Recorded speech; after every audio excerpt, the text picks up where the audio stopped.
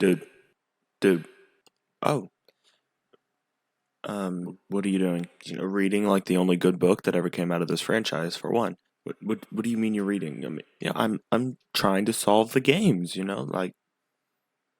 else would I be Why are you doing? still trying to solve the game? Shouldn't you try to solve the movie? Solve the movie?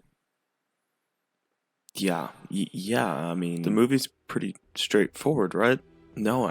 What about Mike seemingly not being related to William at all? What about the fact that Vanessa is William's daughter? What about Abby might be a robot? There's just so much.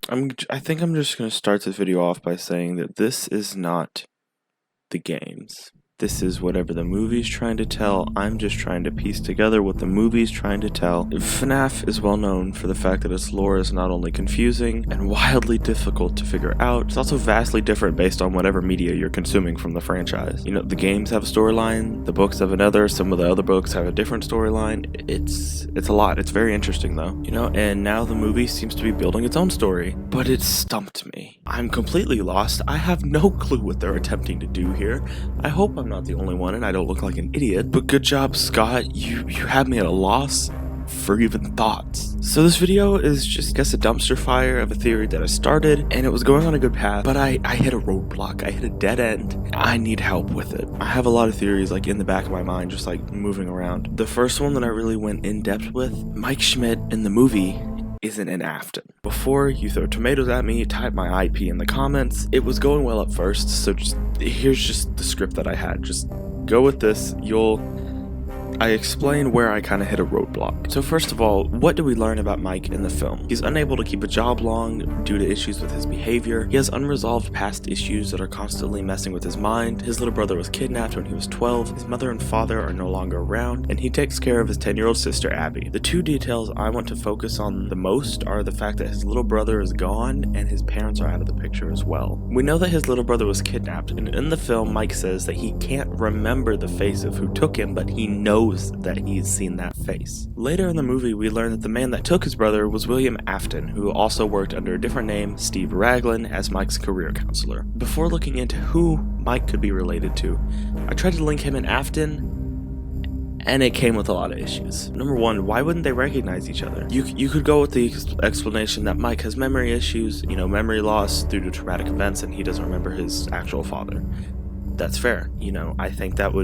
I could see that being a plot line. But the fact that William doesn't show that he recognizes Mike until he reads the last name Schmidt on the paper, and even then he only recognizes him because he killed his little brother, which leads me to my next point.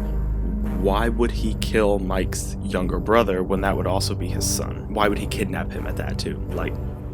It raises a lot of red flags. So another thing is, why would Afton make a plan with Vanessa to keep Mike in the dark and possibly kill him if he got too close? It makes no sense. Why would you be going through all these hoops to kill your own son? He's an evil man for sure, but character-wise, it just wouldn't make sense. And in the movie, we see that Vanessa is very aware of what happened at Freddy's, and she knows who did it. She's aware of how it happened because she's Afton's daughter. She saw it all. Mike has zero clue what happened. He has to be walked through it throughout the entire movie of what happened at Freddy's.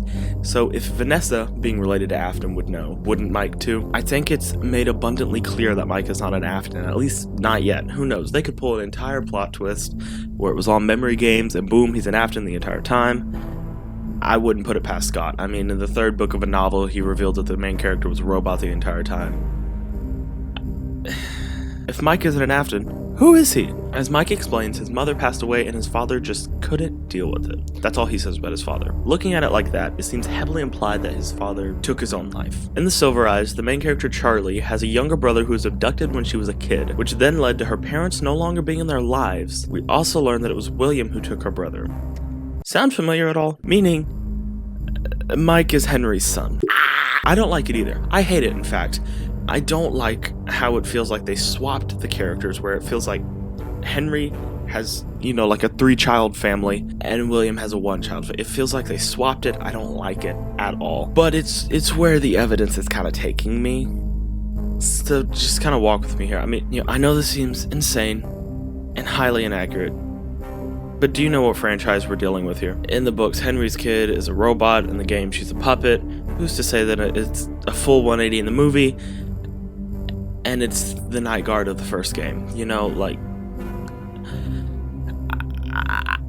let's just look at it through that perspective. Father took his own life, sibling was taken by William Afton when he was young, said sibling appearing in Mike's dreams. Now look at Charlie and the Silver Eyes. Father took his own life, sibling was taken by William Afton when she was young, said sibling appears in her dreams. Like, it feels like I'm really building here. It really does. And then I hit a wall. I felt like the evidence that I had was great for proving that Mike isn't really an Afton, but the evidence linking him to Henry was just okay. I don't ever want to do a half theory or a theory that feels bland or is just blatant lies. This is less of a theory and more of just putting an idea out into the world.